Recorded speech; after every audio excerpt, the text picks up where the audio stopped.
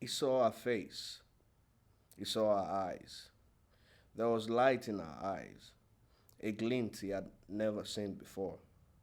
There was something about those eyes, the way they reached out and seized him. Eyes that spoke of a distant place, a place of bliss. It was as if all the pleasures in the world were contained in them. He wanted to become those eyes. He wanted to be one with them. Time stood still, and his essence became defined by those eyes. Death became only a small speck on some distant horizon, on a far shore that he would approach slowly through languid waters with the strokes of old age. My name is Samuel KOLAWOLE. I'm from Nigeria, the Federal Republic of Nigeria, and I'm a fiction writer. I also run a writing school called the Writers Studio.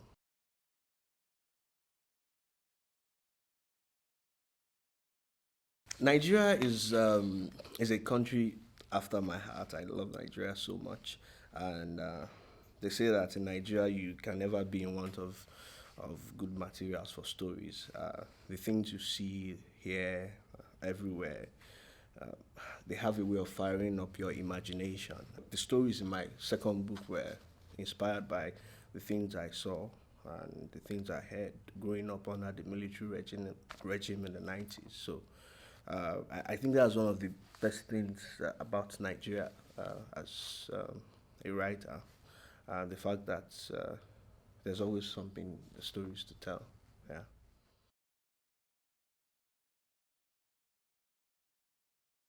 Uh, Nigeria is a nation of talented and resilient people.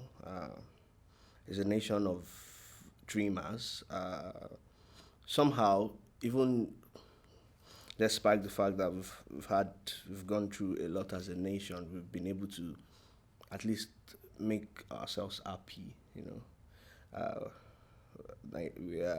Nigeria is a very happy country, and we are very warm as well. Yeah, that's interesting because uh, I do not like to be pigeonholed as a writer. Uh, uh, Haruki Murakami is one of my favorite authors, and when I read his works, I do not really. It doesn't really occur to me that he's a Japanese author. I think my role as a writer is to invent good stories, to create captivating characters, and I think as I try to do that as best as I can, and uh, I just leave the rest to the readers to decide. So, if you enjoy good stories, then probably my audience.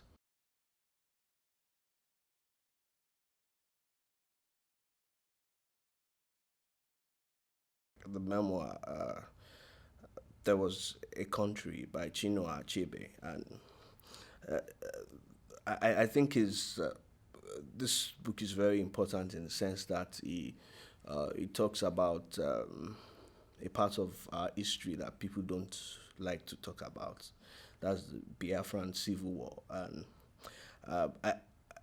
I'm not in any way endorsing this book, but I think it's important because that part of our history is what we should talk about.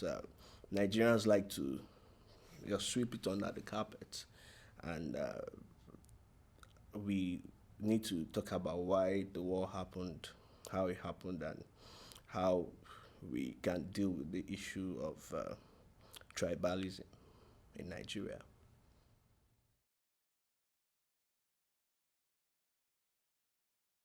Yeah, yes, I do think the state should support literature financially.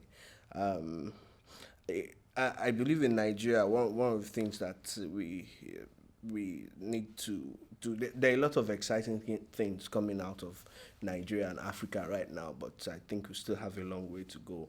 I think anything that would help book production would be very good. We need more literary residencies, more workshops, more prizes, more opportunities for writers in Nigeria and on the continent. We also need something that would help promote the reading culture in Nigeria.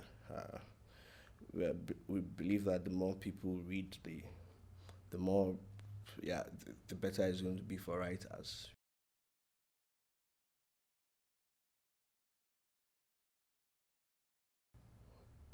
Iowa, cornfields. That's all.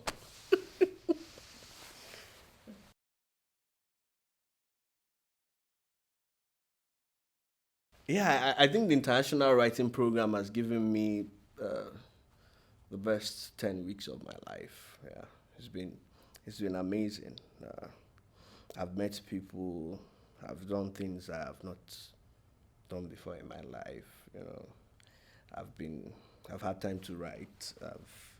I've been exposed to a lot of things. So I'm so grateful for this opportunity. And I hope that in the future somehow I'll be able to come back to Iowa. Yeah, I love Iowa City. Yeah, Cornfields and all that. yeah. Thank you.